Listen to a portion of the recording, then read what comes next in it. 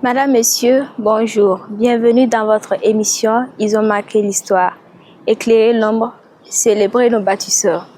Aujourd'hui, nous avons l'immense plaisir d'être en compagnie d'une figure emblématique du journalisme burkinabé, un homme dont l'engagement et la vision ont profondément marqué le paysage médiatique national.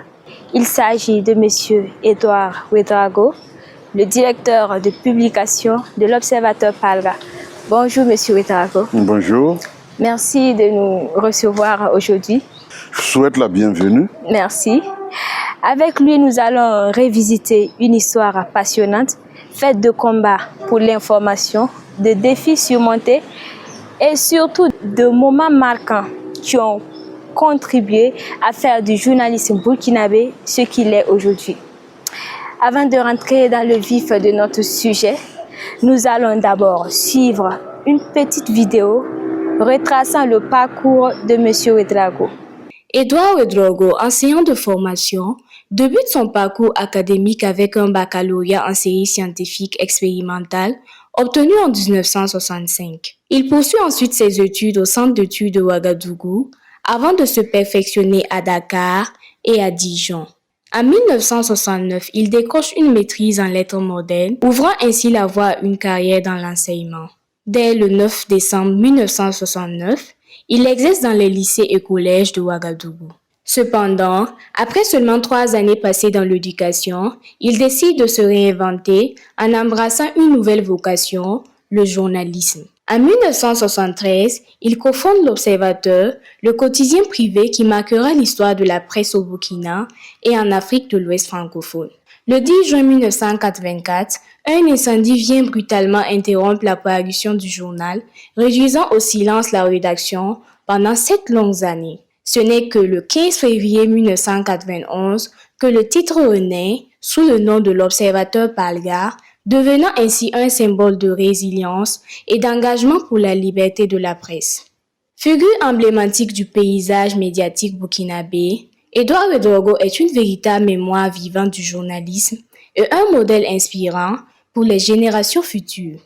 Son parcours illustre un engagement indéfectible en faveur d'une presse libre et indépendante. Nous venons de suivre la vidéo retraçant votre parcours.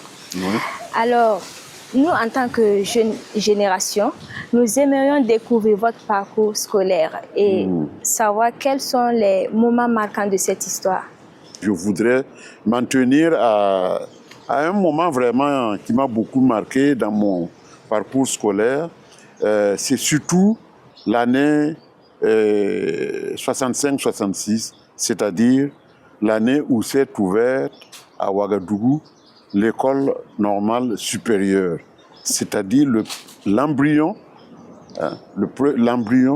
de l'enseignement universitaire en Haute-Volta. Oui. Sinon, jusqu'à cette époque, les études universitaires se faisaient, bien sûr, en France, Oui. à Dakar, dans une moindre mesure à Abidjan.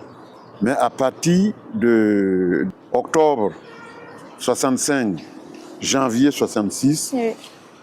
il y a eu l'ouverture de l'école normale supérieure de Ouagadougou et j'ai eu la chance d'être justement parmi la première génération de ce centre d'enseignement supérieur en début d'année scolaire 65-66.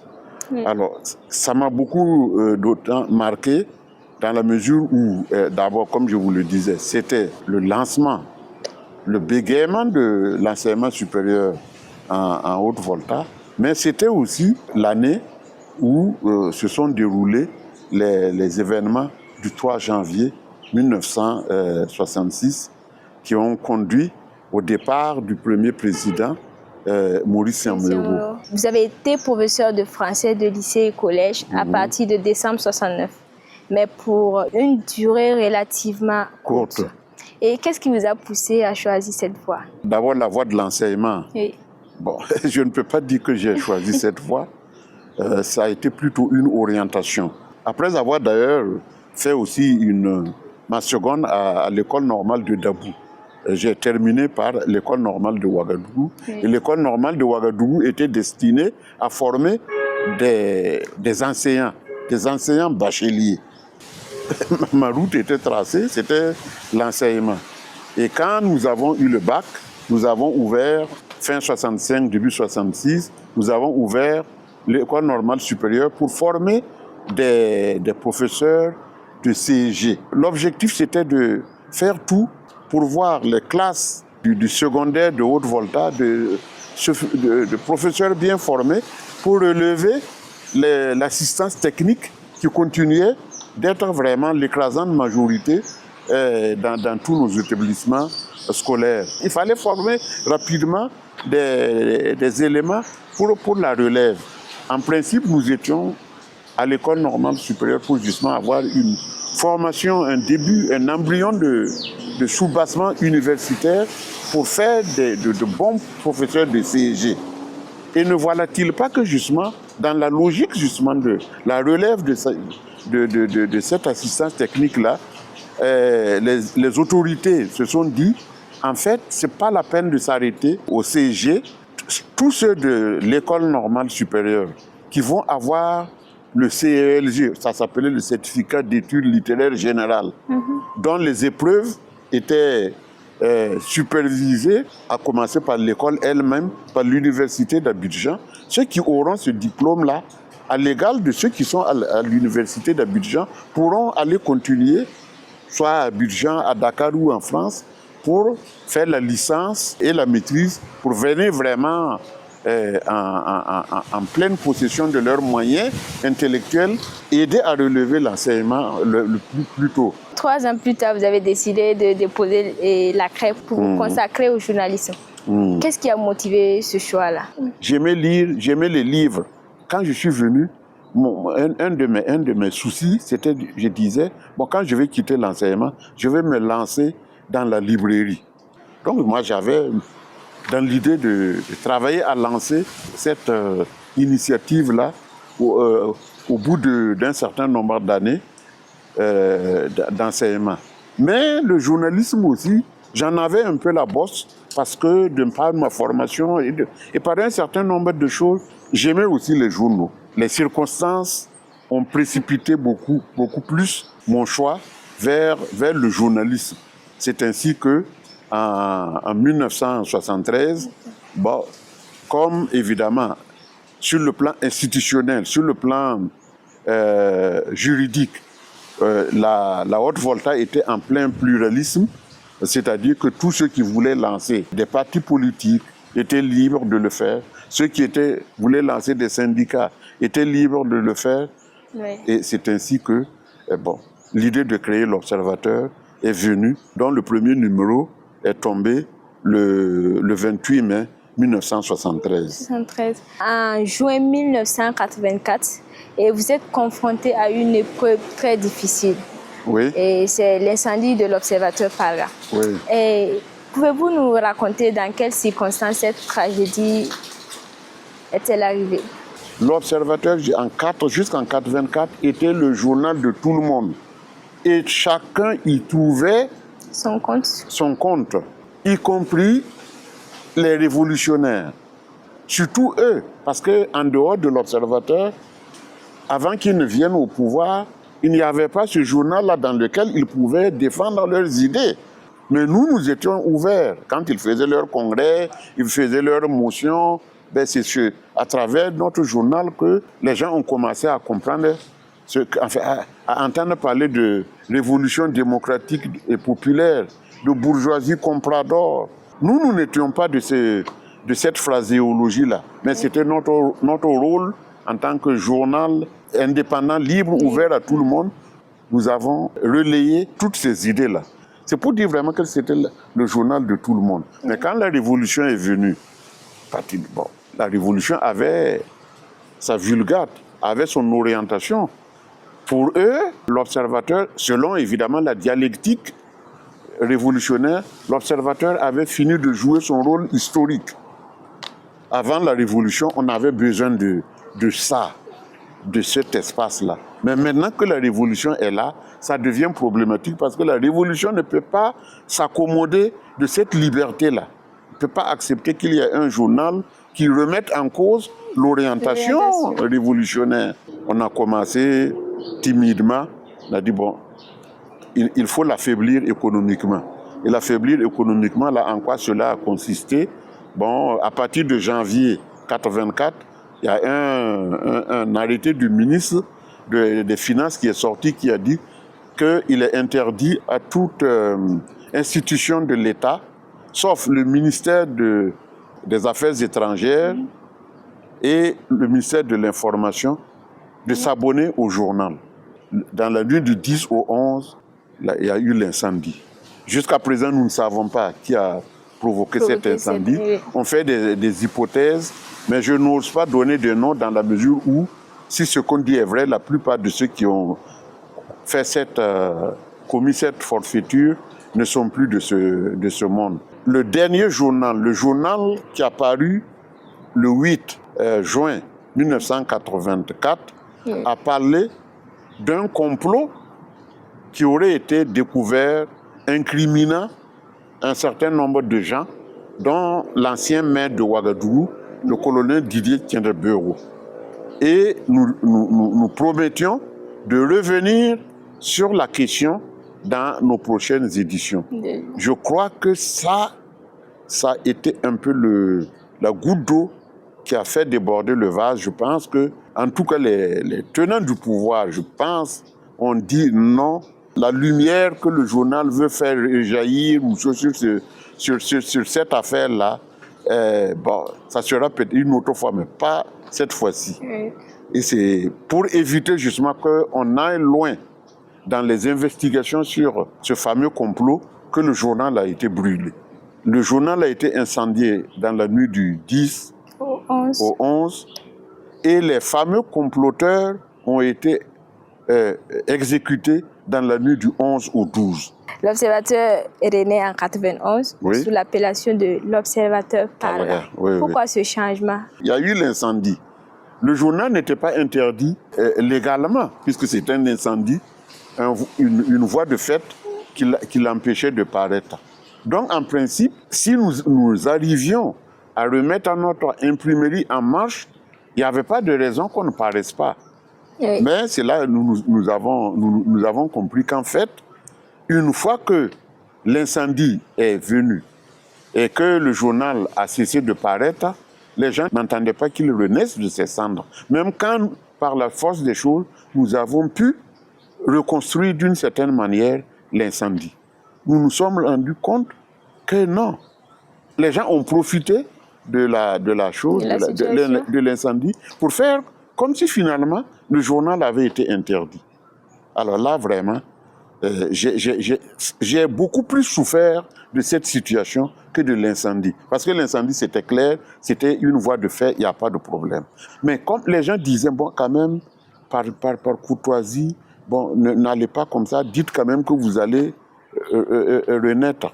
Sous Sankara, ça n'a pas été possible. Quand Blaise Compaoré est venu, ils ont dit, bon, c'est la décrispation, c'est l'ouverture, etc., etc. Nous avons cru que non, là, la voie était royale. Là aussi, ça n'a pas été simple. Jusqu'à ce qu'on nous dise, si vous voulez reparaître, il faut changer le nom là. Parce que le nom de l'Observateur, là, ça rappelle un passé, bon, que nous avons condamné. Donc, et comme nous, on était vraiment fatigués, donc nous avons ajouté au mot observateur là, l'observateur là, nous avons ajouté Palga, qui veut dire en moré, nouveau. Et avec la montée en puissance du numérique, une nouvelle génération connectée, et souvent qualifiée de génération Android, consomme l'information autrement. Comment l'observateur Palga s'adapte-t-il à cette transformation et à la concurrence du numérique? Bon, si je vous disais que l'adaptation est facile, je mentirais. Je mentirais parce que nous sommes retrouvés avec le format papier. Le format papier, figurez-vous qu'à la date d'aujourd'hui, nous avons une 80aine de personnes à payer régulièrement par mois, pour lesquelles il faut supporter des cotisations sociales pour la retraite, ça devient inadapté. Alors que le format papier dont nous avons bénéficié, dont on a vraiment joui quand on a repris à partir des années 91, lui, il est vraiment, on peut dire, en train de battre, je ne dis pas de rendre l'âme, mais en tout cas, son avenir est des plus incertains. Ce n'est pas au Burkina Faso seulement, c'est un peu partout. Oui. Le numérique est venu bouleverser à travers les réseaux sociaux totalement les habitudes, à telle enseigne que vous le voyez, le volume des paginations a chuté, le nombre, les chiffres de tirage ont chuté, mais ce qui est plus grave encore, les annonces je dirais qu'ils sont devenues inexistantes. Il ne reste que les annonces vraiment obligatoires, comme les avis d'appel d'offres, les annonces légales au titre de ceux qui créent des affaires, des sociétés et autres. Et ce n'est pas ça, normalement, qui fait vivre un journal. Ce qui fait vivre un journal, c'est la publicité commerciale. Ça n'existe plus. Et selon vous, quel est l'avenir pour la presse écrite au Burkina Faso? C'est le digital, c'est-à-dire faire des produits de qualité, mais qu'on va vendre simplement par abonnement. Moi, je suis beaucoup moins à l'aise dans ce produit-là, mais nous en avons quand même à travers le lobs.com. C'est du gratuit. C'est du gratuit, sauf que, bon, s'il y a quand même des annonces, ça compense un peu les charges. Seulement, pour le fabriquer, il coûte nettement moins cher que quand que s'agissant du support papier. Avant de terminer notre émission, nous allons vous poser une dernière question. Et que pensez-vous de l'initiative de Fadima Web TV? À la vérité, je ne peux que vous féliciter. Quand on voit aujourd'hui les croupières que les réseaux sociaux sont en train de tailler à la presse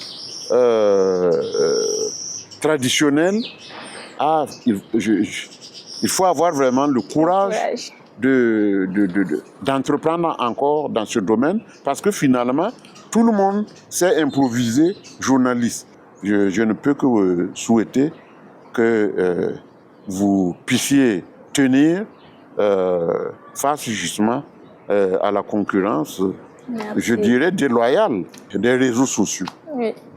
D'accord, Monsieur Ouedraogo, avant de conclure, nous allons suivre une petite vidéo venant de vos proches. Donc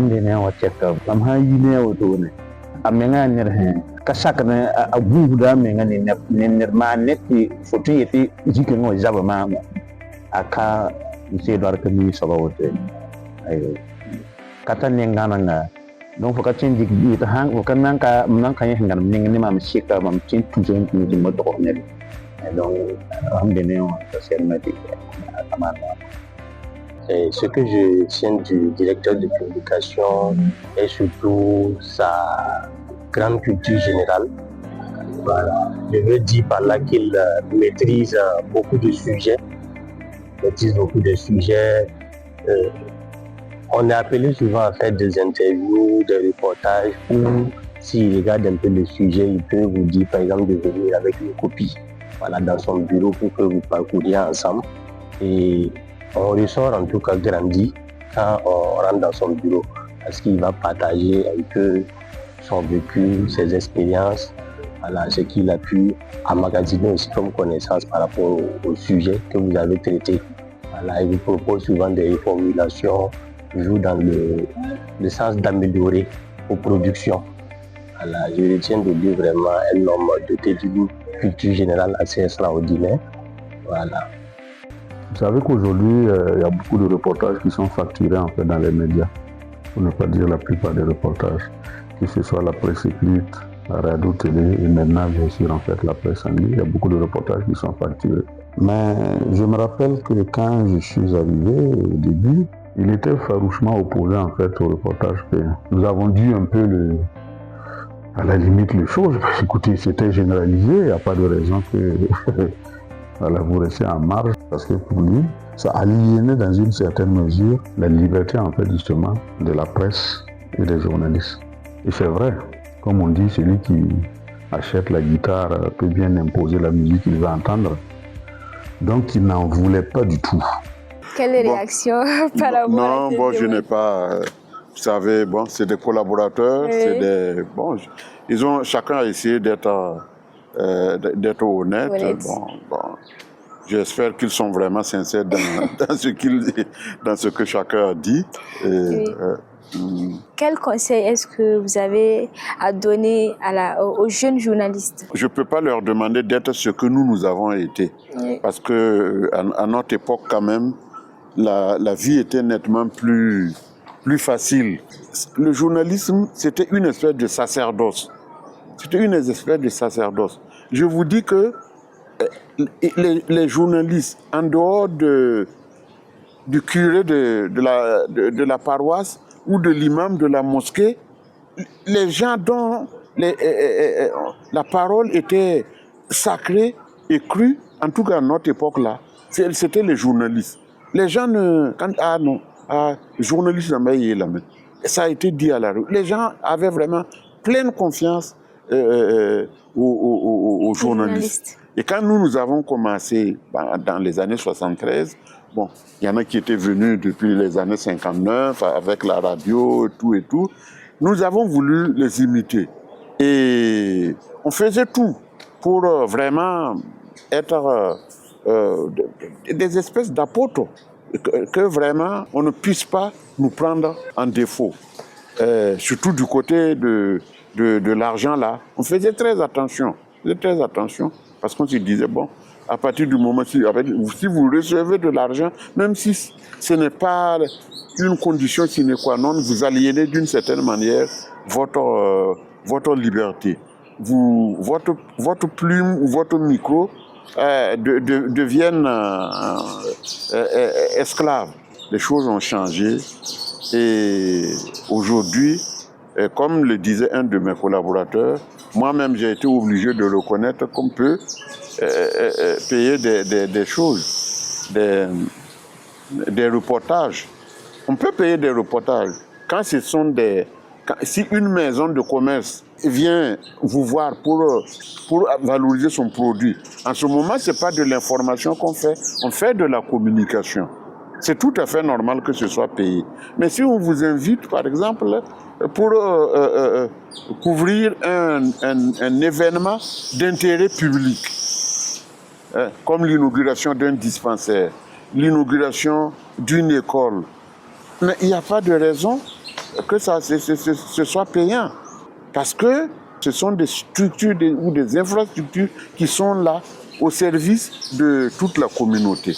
Donc, quand il s'agit d'un reportage à vocation de communication, si c'est de la communication, ça, je peux comprendre qu'on paye.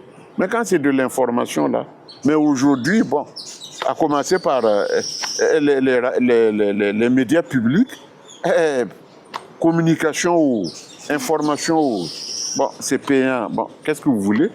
Tout le monde se met dans cette danse-là. Oui. Et bon, il y a les journalistes ont ce qu'on appelle le gombo. C'est-à-dire, ailleurs on dit que c'est le prix du taxi. Bon, on ne peut plus, je ne sais pas, l'apostolat, le sacerdoce qui fut celui de nos grands frères à nous, et que nous aussi nous avons essayé à notre tour de promouvoir là, je reconnais que ça devient simplement une boussole, ça ne peut plus être la norme de fonctionnement. Donc je comprends, mais je dis quand même qu'il faut que les gens fassent tout pour que la conscience professionnelle là l'emporte sur le reste. Alors, c'est sur ces mots que nous mettons fin à notre émission d'aujourd'hui. Et Monsieur Ouédraogo, ce fut un plaisir d'échanger avec vous en tant que doyen de la presse. Et vous êtes un modèle pour nous, les jeunes journalistes. Et nous souhaitons que Dieu vous garde toujours longtemps à nos côtés. Bon, le plaisir était partagé. Oui. Bon, qu'il me garde longtemps, là, je ne sais pas combien de temps, parce que je suis dans ma 84e année. Bon, il a beau être de bonne volonté, vous savez. Bon, mais comme on dit, c'est pas linéaire. Bon, c'est comme ça. Et vraiment, une fois de plus, mes encouragements et mon amitié à votre directeur fondateur, M. Traoré Yacouba. Je souhaite vraiment que son entreprise prospère.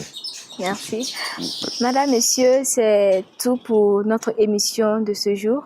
Merci de nous avoir suivis. Très bonne suite de programmes sur Fadima Web TV.